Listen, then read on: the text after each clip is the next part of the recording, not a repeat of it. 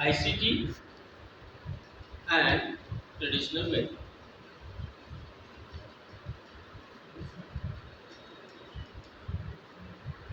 ठीक है, traditional method. अब यहाँ जब ICT method and traditional method बोला, इसका मतलब भाई हमारे पास शायद दो ग्रुप चाहिए। अभी दो ग्रुप चाहिए, नहीं चाहिए? यस। क्योंकि एक तो आप ट्रेडिशनल पद्धति से पढ़ा रहे हैं, ट्रेडिशनल इन द सेंस जैसे मैथ्स पढ़ाया जा रहा है, और आईसीटी का मतलब आपने क्या किया, प्रोग्रेस। एक या दो चैप्टर के ऊपर आप एक्सपेरिमेंट कर रहे हो, पूरा तो करना टाइम टेकिंग होगा, तो आप एक चैप्टर लिए, उसमें आपने देखा कि कहाँ कहाँ आईसीटी इंटीग्रेट किया जा सकता है। आईसीटी का मतलब यहाँ केवल पावर पॉइंट नहीं, आपको वीडियोस ढूंढने पड़ेंगे। वीडियोस में कोई लाइव लेसन हो सकते हैं किसी के, कोई एनिमेटेड वीडियो हो सकता है, कुछ और हो सकता है।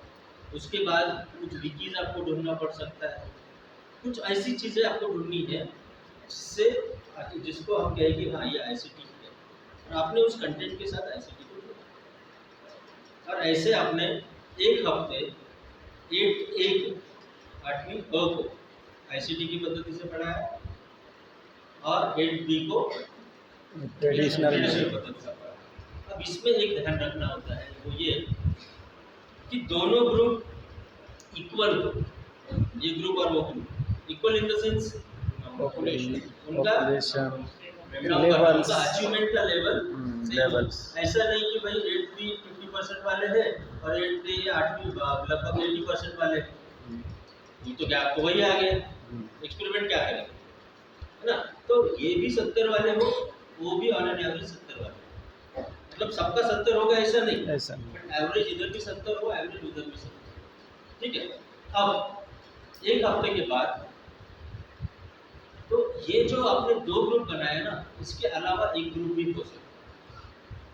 आप क्या करोगे उसमें लेकिन थोड़ी समस्या ये जाती है, pre test and post test की बात आती है एक ग्रुप के साथ। मतलब एक्सपेरिमेंट कंडक्ट करने के पहले टेस्ट लेना, जिसको प्री बोलते हैं, और एक्सपेरिमेंट होने के बाद टेस्ट लेना, उसको पोस्ट। ठीक है, वहाँ मैथ्स जैसे सब्जेक्ट में दिक्कत क्या आती है कि आप पहले ही मान लो आप वहाँ पर उनको इक्वेशंस के बारे में पढ़ाने जा रहे हैं, इक्वेशंस, ठीक है, डिफरेंट काइंड ऑफ इक्वेशन, और उसमें आपने ऐसे इंटीग्रेट, तो इक्वेशन तो उन्होंने पढ़ा नहीं है 8वीं का, तो प्री टेस्ट कैसे लोगे? दिक्कत जाएगी ना वहाँ तो पढ़ाने के बाद ही देखा जा सकता है। तो सिंगल ग्रुप, इसको बोलते सिंगल ग्रुप डिजाइन। तो सिंगल ग्रुप कब यूज होता है, जैसे एटीट्यूड की बात है। अभी मैंने आप लोगों से बिना आईसीटी के ऊपर बात की है, पूछा कि आप आईसीटी को कैसे मानते हैं, कैसे देखते हैं, आपके हिसाब से कितनी महत्वपूर्ण है, वगैरह वगैरह, ऐसे 10-12 सवाल मैंने पूछे। अब मैंने उसको रिकॉर्ड कर लिया, नोट करके रखा। फिर क्या किया कि 2-3 दिन 4 दिन मैंने आईसीटी के ऊपर बात की, आपको आईसीटी सिखाया, आईसीटी समझाया, और फिर वही सवाल आपको दोबारा पूछा। अंतर आएगा जवाबों में? अंतर आएगा ना? हो सकता है पहले आप लोगों ने आईसीटी के बारे में ज़्यादा जानकारी की नहीं, लेकिन 4-5 दिन के बाद आपके पास उसकी जानकारी आई, तो आपके जवाब बदल गए पूर्णतः। नहीं सर, आईसीटी तो बहुत महत्वपूर्ण है। कहाँ महत्वपूर्ण है? यहाँ महत्वपूर्ण है। वही सवाल जब पहले पूछा था, सर हाँ है, नहीं, पता नहीं, एग्जैक्ट नहीं मालूम सर क्या है। किसी ने हाँ भी बोला, हाँ बताइए कहाँ यूज हो सकती है, एक दूसरी जगह बता के, शायद जवाब नहीं आ रहे, लेकिन एक हफ्ते बाद जवाब बहुत सारे आए अलग अलग। जिन लोगों ने बोला था कि आपको आईसीटी पसंद नहीं, उन्होंने भी शायद ये बोला होगा या बोलेंगे कि हमें आईसीटी पसंद है, ये सिंगल। ठीक है, डबल ग्रुप जब होता है, यहाँ आपको प्री टेस्ट की जरूरत नहीं।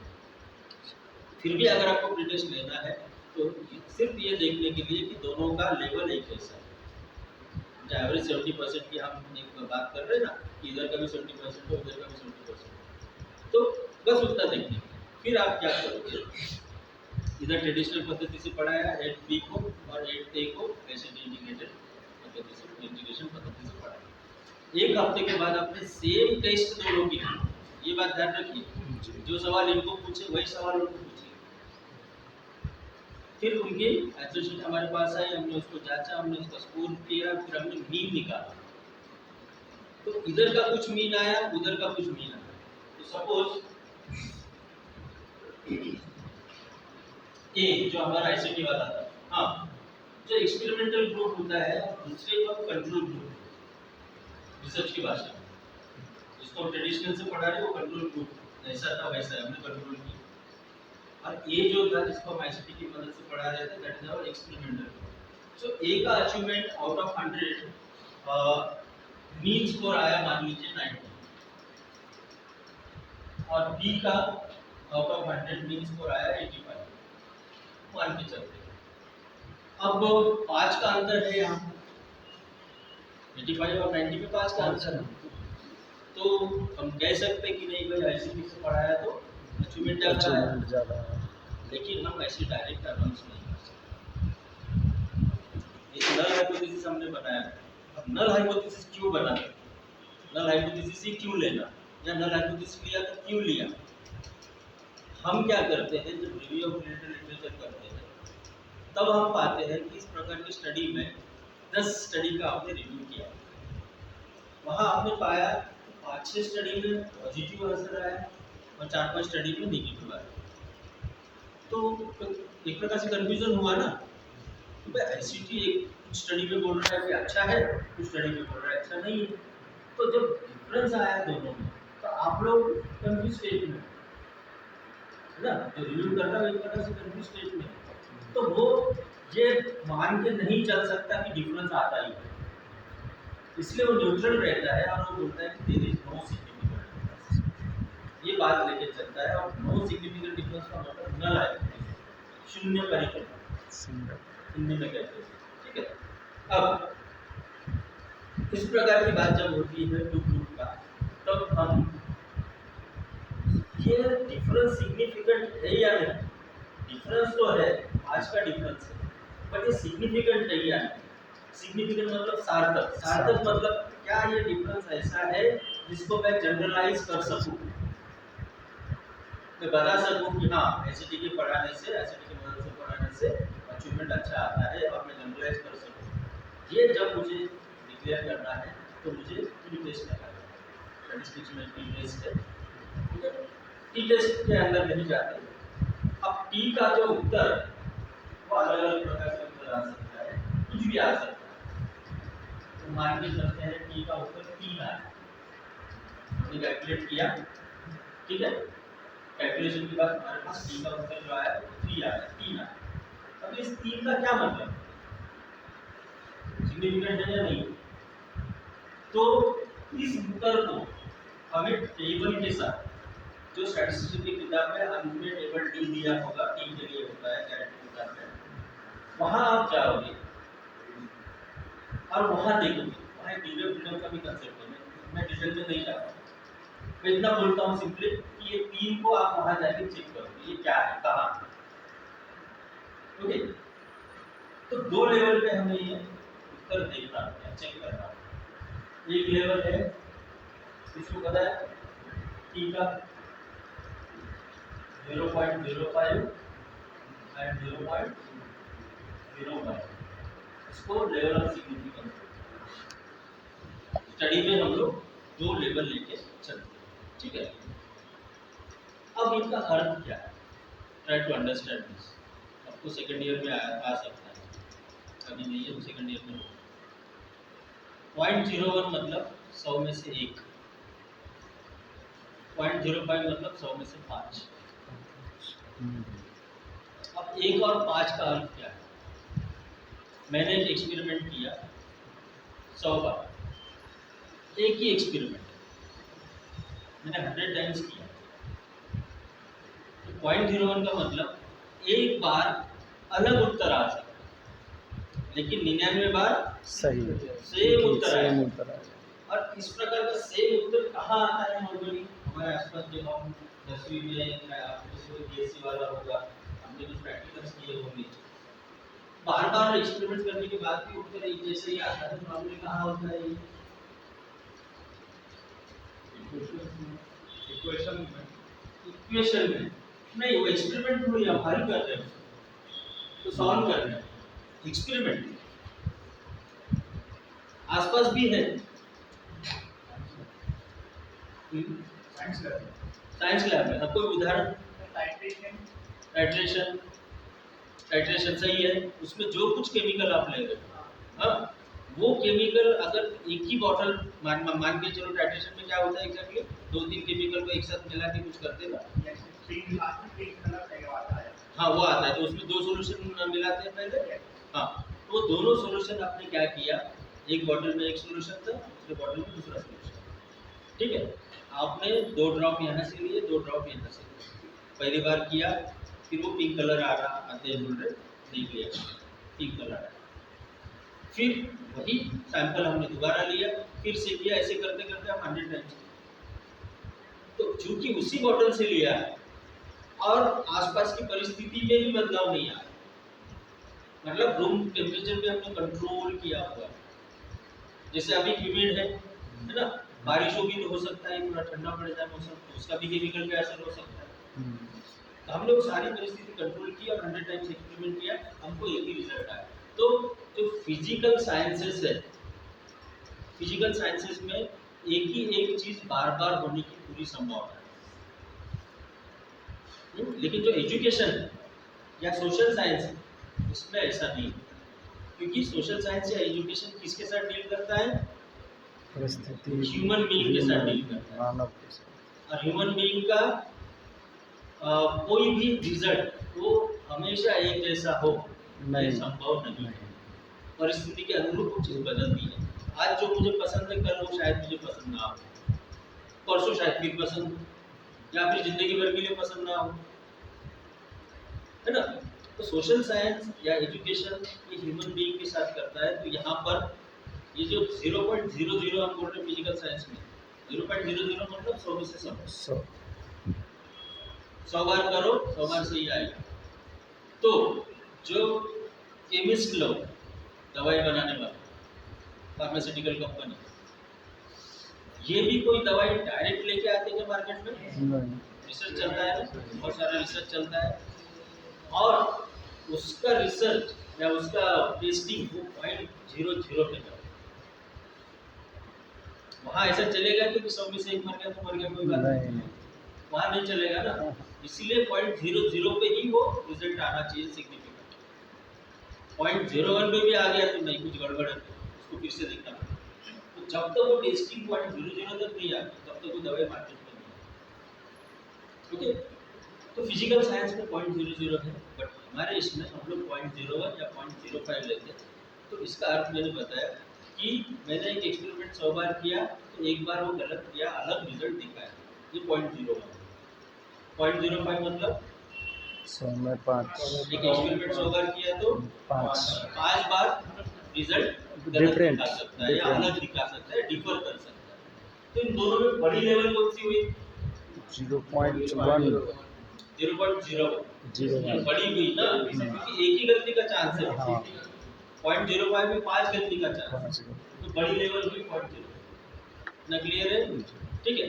तो मुझे इस हाइपोथेसिस को जो मैंने बनाया था कि there is no significant difference वगैरह वगैरह, और उसके लिए मैंने टी टेस्ट निकाली, निकालने के बाद मेरा उत्तर 3 आया। अब इस 3 को मुझे जांचना है टेबल के साथ, और टेबल में मैं आया हूँ 0.05 के नीचे देखता हूँ कहाँ है ये, 0.01 के नीचे देखता हूँ कहाँ है, ठीक है। अब डिग्री ऑफ फ्रीडम की बात मैंने की, तो नॉर्मली क्या होता है, आपका जो सैंपल है, सैंपल -2, सपोज आपका सैंपल 1000 था, 1000 -2 हो जाएगा, इसका मतलब 998। तो आप क्या करोगे, उस टेबल पे जाओगे, 998 या 998 डिग्री ऑफ फ्रीडम के लिए 0.01 पर क्या उत्तर आता है और 0.05 पर क्या उत्तर आता है, वो आप देखोगे, उसको नोट करोगे। तो इसमें सैंपल जैसे ही 100 के ऊपर जाना शुरू होता है, 100 खास करके 125, तो वो जो टेबल वैल्यू है ये ऑलमोस्ट कांस्टेंट की तरफ चली जाएगी।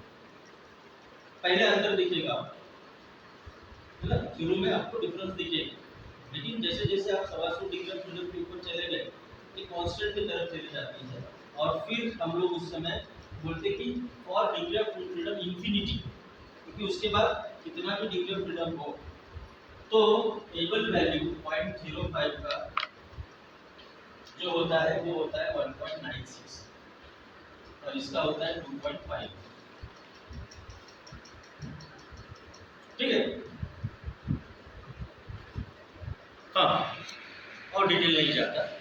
1.96 एंड 2.5 इसका 0.0, इसका मतलब 0.01 में सिग्निफिकेंट अगर चाहिए आपको तो आपका कैलकुलेटेड टी, जो टी आपने कैलकुलेट किया है, दैट शुड बी इक्वल और greater then T, that should be equal और ग्रेटर देन व्हाट 2.58। हाँ 2.58। अगर मुझे 0.01 पे 0.01 बड़ी लेवल उस पे मुझे अगर मेरा उत्तर सिग्निफिकेंट चाहिए, क्योंकि वहां पर अगर सिग्निफिकेंट निकला तो मैं थोड़ा जोर से जनरलाइज कर सकता, 0.05 पे निकला तो भी कर सकता, लेकिन वो इतना स्ट्रांग नहीं माना जाए। तो मेरा कैलकुलेटेड टी जो कुछ है, टी का मान जो कुछ आया है, that should be equal to और greater than 2.58 if it has to be significant at 0.01 level।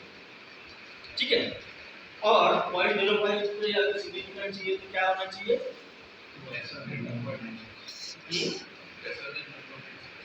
कितना? कोई हाथ खड़ा करके बताइए। सिंपल है, मेरा सवाल सिंपल है। हाँ आप भी बताओ।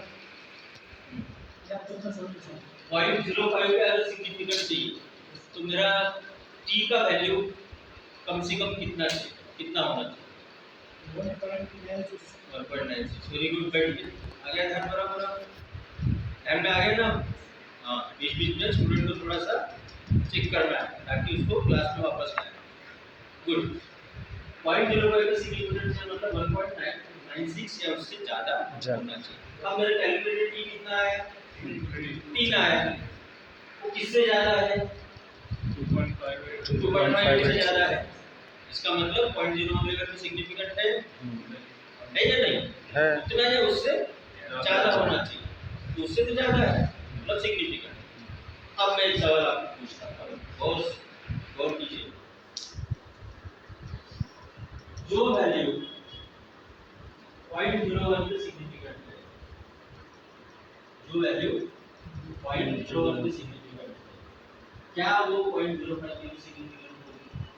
नहीं, क्योंकि ज़्यादा है वो भी तो उससे ज़्यादा है।